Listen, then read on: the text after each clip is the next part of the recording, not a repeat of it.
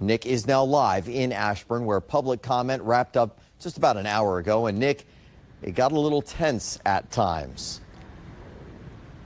Yeah, it did, Scott. Loudoun County School Board members Ann Donahue and Melinda Mansfield interrupted parents several times tonight when they showed their support for these boys and spoke about the situation at Stonebridge High School in that locker room. Donahue and Mansfield said by speaking about that during public comment, parents were somehow violating public comment rules. At one point, they even threatened to shut down the public comment period. So March of 2025, at least three boys get wrapped up into this nonsense. Three boys are dressing in the boys' locker room for gym. A girl walks in with a cell phone, has started the camera already before walking in, has it in her pocket. She is recording audio and just obviously the inside of her pocket.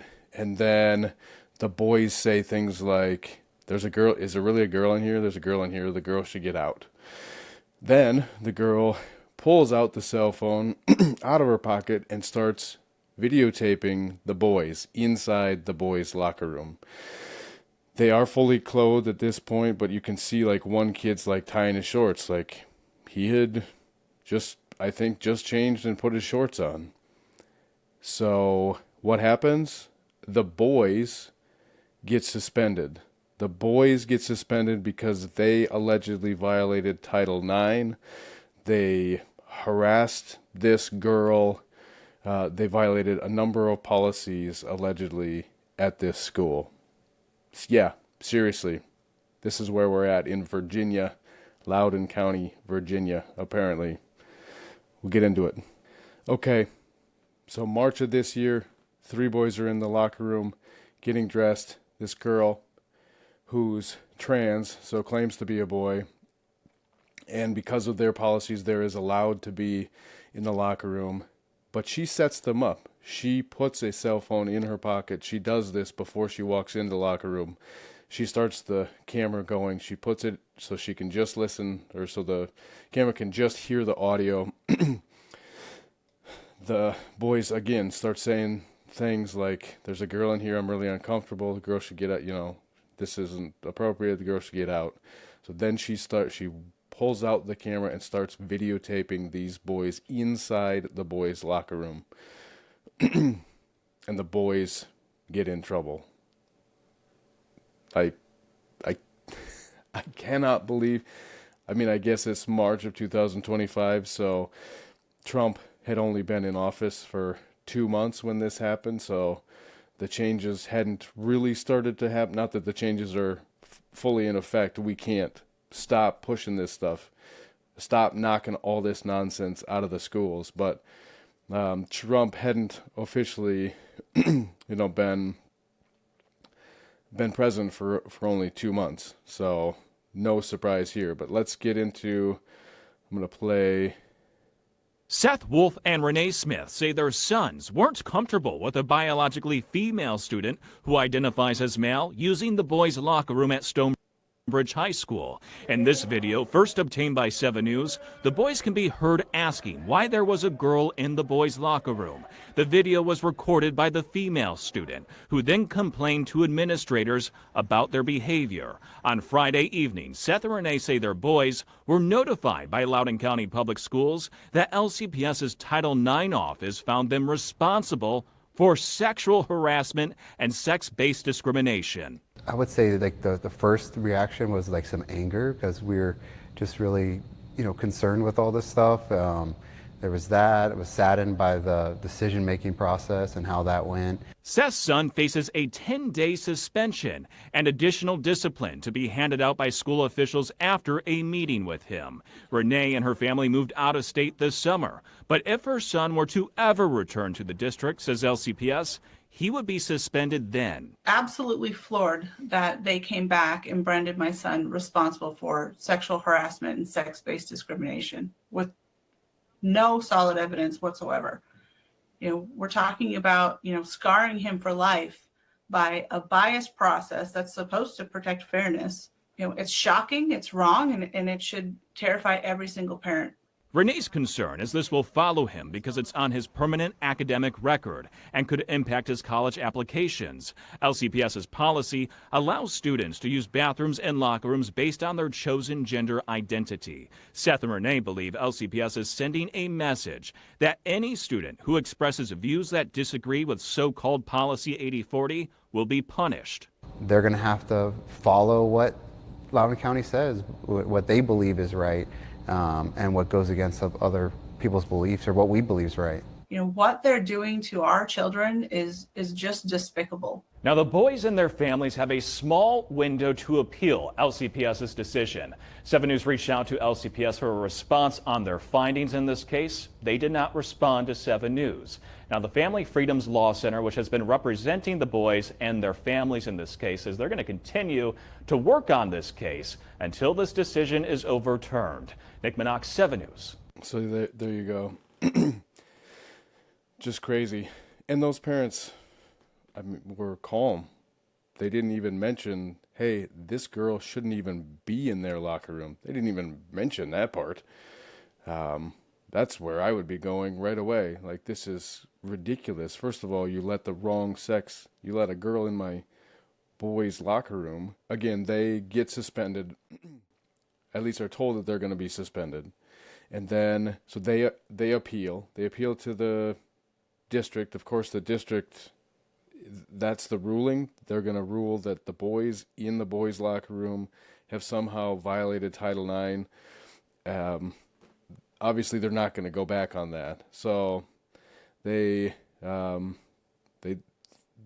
a lawsuit. The parents file a lawsuit, and they get these great groups, American First Legal and the Founding Freedoms Law Center, file a lawsuit alleging First Amendment, freedom of speech, violations, Title IX protections. Ironically, this Title IX was really supposed to protect girls, right? Like, that's the main goal. Obviously, it's to stop sex discrimination, but such a crazy violation of this as we send a girl into your bathroom and then we claim that you are violating Title IX somehow. Then there's a school board meeting.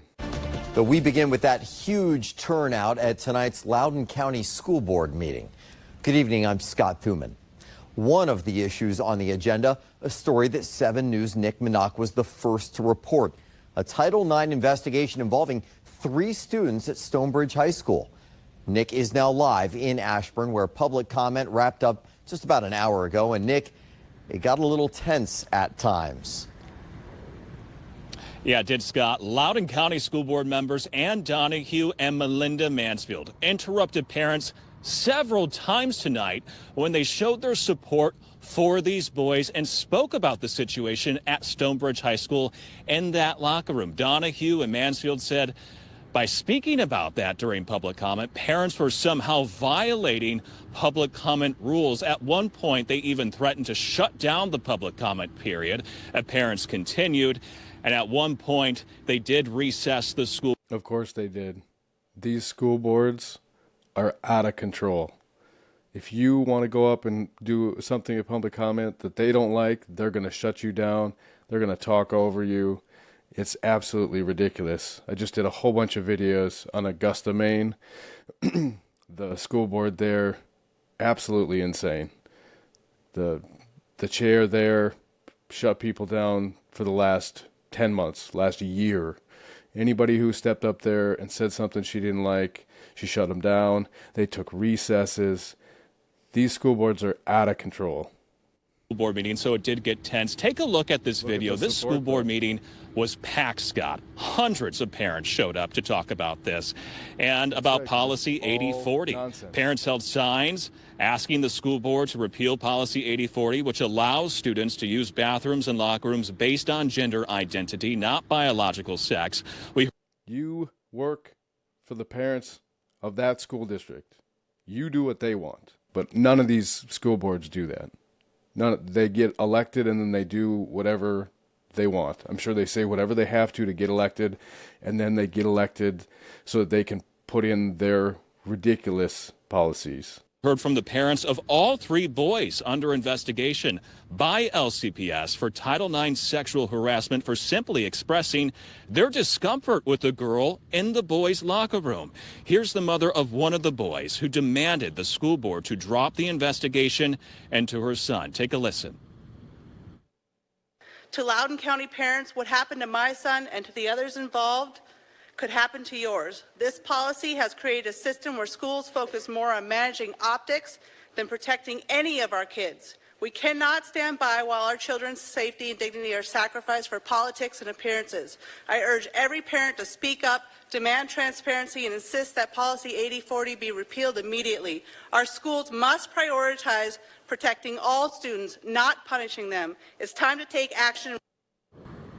Yeah, and as 7 News was the first to report, a girl who identifies as a boy went into the Stonebridge boys' locker room with her phone, recorded the boys saying they were uncomfortable with the girl in the locker room, and the boys are the ones being investigated, not the girl who identifies as a boy. Now, 130 people signed up in advance to speak at this school board meeting. The vast majority of people who spoke about Policy 8040 were against it. They want the school board to repeal that policy, but a handful of people did come out to show their support for that policy. Reporting live in Ashburn, Nick Minock, 7 News. Just crazy. It's just crazy.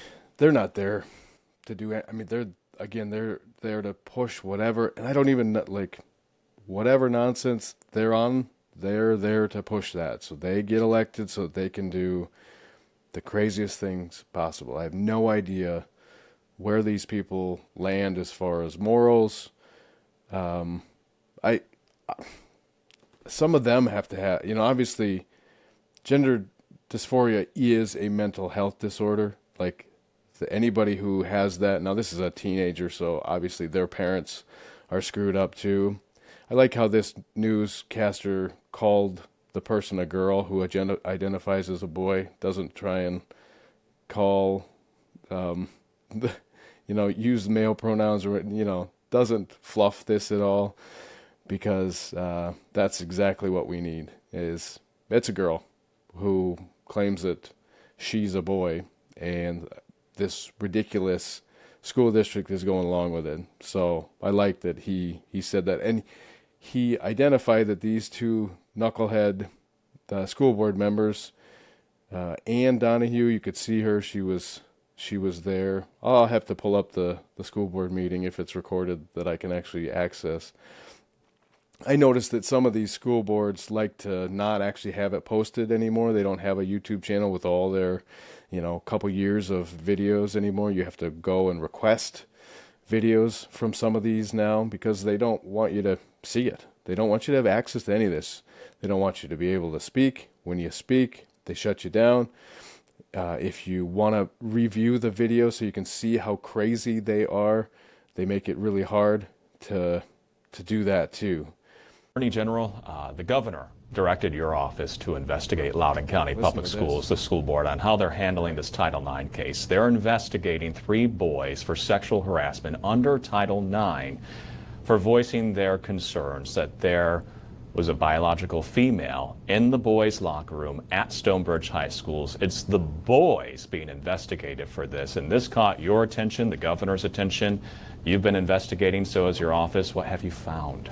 Well, the governor asked me on May 6th to get to the truth of what exactly was happening here with the Loudoun County schools. What we have found is, one, the boys indeed are the victims in this situation. There is no evidence, no corroborating evidence that we have found that they had sexually harassed anyone, that they had done anything even approaching what would be considered sex discrimination. The reality is that Loudoun County schools, what we have found, had both bad policy and bad judgment. They instituted Policy 8040, which allows biological boys not just in women's sports teams, but in locker rooms, in bathrooms, and on overnight trips in hotel rooms. They also had a policy 8655, that says you can't record anyone. The sequence of events that we have found is on March 19th. You had the complainant that identifies as a biological girl that identifies as a boy walked into the locker room, recorded these 3 boys Nothing in the video that we have seen shows that it rise to what was later alleged at all. These boys simply said they didn't feel comfortable and to please leave the locker room. We know March 21st, 3 of these students were pulled out of class and told that they had been the subject of a Title IX complaint. We know that March 27th, they were informed via phone call and an email communication from the Loudoun County Public School System Title IX coordinator that they were the subject of a Title IX complaint that had been filed. And March 28th, they were formally received the complaint. We also know that May 5th, this became public. May 6th, the governor asked me to investigate. And the very next day, after the governor publicly asked for our investigation, there was a second Title IX complaint filed for supposedly misgendering the pronouns by one of these students. That was over a year old. And I think it would be easy for people to reach the possible conclusion that this could have been retaliatory in nature. So we've also seen, in our opinion, that the 3 students sincerely held religious beliefs. Some of these students in question are Christian, some are Muslim, but they basically were told to be silent, to be quiet, and not to express their sincerely held religious beliefs over their objection over this policy 8040. And so what we have seen is missteps and a troubling pattern of bad judgment and bad policy by the Loudoun County public school system. So you're referring this, right, to the feds?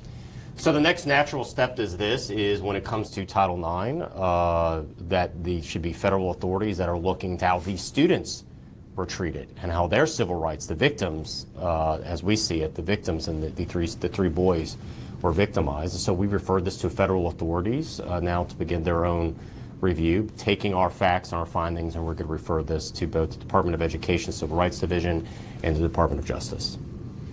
What do you think? What's your legal opinion about Loudoun? Okay, so I'm not going to play that whole interview. It's really interesting, though, to listen to this guy. The Attorney General obviously has a good head on his shoulders, just sees what the facts really are, that these boys were targeted. These boys are the victims in this case for sure. And this girl, not only did this girl set them up basically for this, what was she actually planning on doing? Was she thinking that she was going to get some video of some naked boys? And all she got was them complaining that she was there, and so she decided to go with that. Who knows what her plan was? She was going into the locker room knowing that the boys were changing for gym. I think potentially she was there to try and get some nude images. Get some nude video of these boys if they hadn't started complaining that she was there, and seeing that she was there and acknowledging that a girl was in the boys' locker room. And you hear him say that there's the other policy, so 8040 or whatever is we allow boys into any sport you want, or any sport and any facility you want, girls into whatever. Gender identity is the only thing that matters. And then there's this other one, 8050 or 8055, about recording in the locker room, right? So she violated that, and they came back when that was brought up. They came back with, oh, well, I mean, yeah, but the boys weren't, in any sort of compromised position in the video that they saw, so they weren't going to do anything with that. Because again, they're not there to protect the kids. They're not there as a neutral party to enforce the rules the way that the rules are laid out. Even though the rules are crazy, ridiculous, crazy, even with that, there's this policy that says you're not supposed to record. So they should have, at the very least, said that she violated that and done whatever punishment there, came after her for the punishment of doing that. But there's the loophole. The loophole is, no, we're there to let her do whatever she wants, because that's what we're here. Gender identity is the only thing that matters. And so, well, we won't obviously investigate that. So now the wonderful thing, but also the crazy thing. The wonderful thing is that he did the Attorney General did send this on to the Department of Education and the Department of Justice. And the U.S. Department of Education took that, and on September 16th, I believe, 2025, they actually found that LCPS violated Title IX by retaliating against the boys and failing to properly investigate their harassment complaint. They already came back with that decision that the school is at fault for not investigating the harassment and the Title IX. The girl violated Title IX, and the school didn't investigate it. The Department of Justice still has it. There hasn't been an answer for that yet.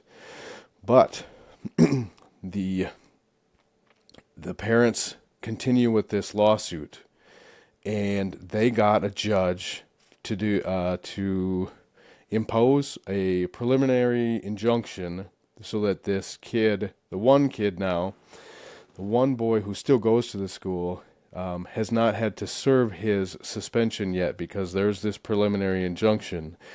The other boy who's still involved in the case moved out of the district and is going to some other school or is doing something else. I don't know what he's doing. But they said if he ever comes back to the district, they will impose that 10-day suspension right away. So the preliminary injunction freezes that suspension. But on October 10th of 2025, U.S. District Judge Leonie Brinkema, she granted that preliminary injunction, but she also said that the plaintiffs, the boys, parents, needed to post a $125,000 bond, also called a security or a deposit, by the end of business on October 15th. So gave them 5 days to come up with $125,000 to secure the injunction, keep the injunction going. Now, it wouldn't throw out the lawsuit if they couldn't come up with that money, but they would lose the injunction. The kid would start to have to, or would serve that suspension because obviously court takes forever, so he would never go to court before his 10-day suspension was up. He would serve that. It would be on his permanent record that he violated this in school and, was guilty of harassment according to the school and Title IX violation, I guess. So the parents had to find a way to come up with $125,000 in 5 days. And by October 14th, they had like $12,000. So then, on the morning of October 15th, I happened to see this family on the Laura Ingraham show, the Ingraham Angle, and she was like, "Yeah, I'll post this. They got a give, send, go. I will post this on my Instagram and on my whatever other social medias, and I've got millions of followers, so let's go. Let's see what we can do." So she posted it there. I checked that evening, and by later that evening, probably 5 o'clock or so, they were up to like $90,000 or $100,000. So they were getting a huge push. And then about 10:30, I looked. There you go. They're at $129,000. They were just over. They were at like 125, 126 at that time. Turns out they actually got an extension until the 17th, I think. They actually got an extension, but they did it. One person, I guess, made a $50,000 donation by himself.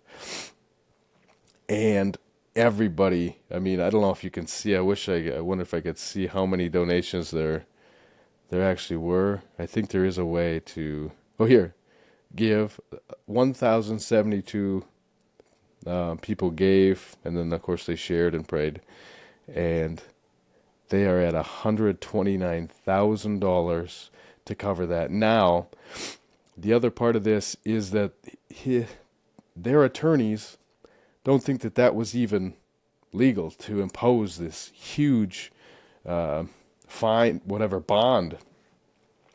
Because what the judge said was that the bond was to cover attorney's fees for the district. If the boys happen to lose, that they would cover that. And the attorneys for the boys said, well, no, I mean, they even admitted, the school district even admitted that they have insurance. The insurance was going to pay their attorneys. That's how this stuff goes. I looked it up, and a bond like this, typically for a civil suit like this, is for something where an injunction is in place that stops somebody from doing something that makes them money. So if you're told that you can't sell your bread because it's in dispute for the recipe is a secret recipe that you stole, and that's how you make your living, is by selling this bread, and there's an injunction in place for an extended period of time, and it says you will stop making this bread, that the bond is there because if you win, then the bond should make you whole. It should give you, fill in all the finances that you lost over the period of time that the injunction was in place. And so that's pretty crazy that this judge made this pretty major mistake. If that's true, this could have turned out very, very differently if they didn't make it to $125,000. That boy would serve the suspension. There could be other parts of their legal case that could have gone away or gone differently. And so, but so many people stepped up and gave and got him over the finish line well within time. And that is so awesome. As you can tell by that school board meeting, the parents in that school district, nobody wants, of course there's lunatic parents who are going to step up and say that this policy is what we wanted and you're doing the right thing, but that is such a small, minority, such a small minority. Everybody throws out the 80-20. I think it's way closer to 90-10, 95-5. But the other thing I have got to show you, because it's just so infuriating that this is how this goes. But here you go. Here is the Title IX team. They have a team.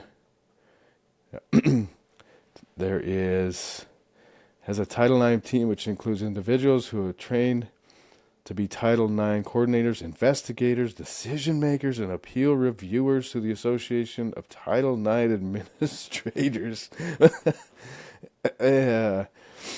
Jesus, the people who have been doing that, Title IX, the Association of Title IX Administrators, if that's a group of people who have been around for 20 years, what do you think they think when all these knuckleheads come in there and are talking about Title IX as in putting boys in girls' sports and putting boys in girls' locker rooms, and in this case putting a girl in a boys' locker room?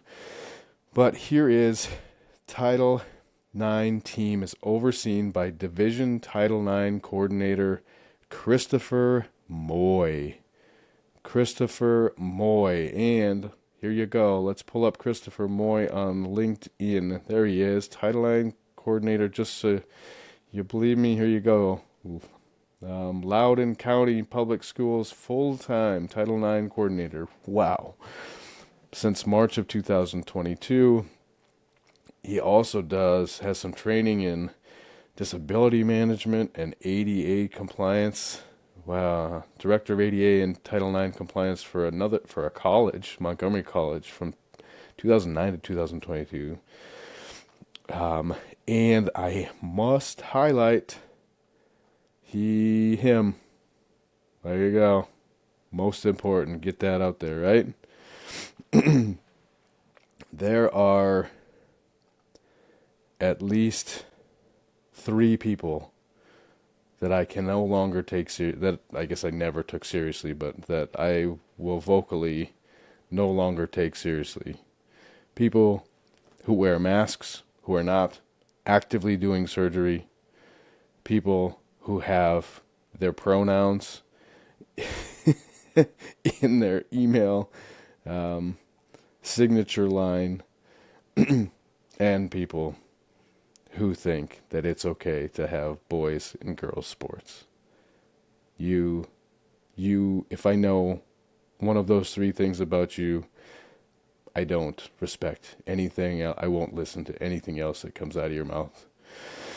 So now, the other thing was this judge imposed this because she saw what she thought was, quote unquote, significant weaknesses in the boy's case.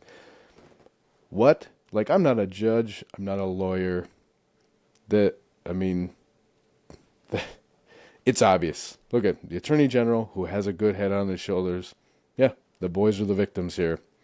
So not only are the boys going to win, they will then not only sue here and get this changed, but God, I hope they make a whole bunch of money. They deserve it. Those families deserve it all. I hope they make a whole pile of money out of this. But before you think too negatively about Judge Leonie Brinkema, you can think bad of her. She made a bad decision here, I think. Maybe she just screwed up. But she also was the Virginia judge who shot down the attempt to stop Donald Trump from being on the ballot. She said, no, there's precedent that this, whatever, none of that applies. None of that should stop him from being on the ballot. So she made a huge mistake here as far as forcing this family to come up with that $125,000. But at the same time, she's also like 77 years old or something like that. Some of these people just you need to retire, retire, and move on. But so these boys are headed in the right direction. I'm sure there's a long road yet for this civil case, but they're gonna win. Very confident of that. We all gotta think that way, and we all gotta talk about this. We all gotta keep talking about this. I'm not anywhere near Virginia. I'm in Minnesota. When I heard about this, I posted that Give, Send, Go too, and not look at me, woohoo, whatever. I don't know that my post was read by anybody who donated anything besides what I donated. I don't know that, but if one person did, then it helped, and that's why we do this. If my 64, 65 subscribers that I have, if one of them saw it and decided that they would spend, or donate, or if one of my few thousand followers on X is actually where I posted it. I didn't post it on YouTube yet. If one of them did, or if somebody passing by happened to see my post and decided, it's worth it. That's why I did it. So we have to keep doing this. Keep posting it. When you see somebody else's post about this kind of stuff, repost it. Comment, repost it, like it, give it some more traction. That's the way that we win this thing.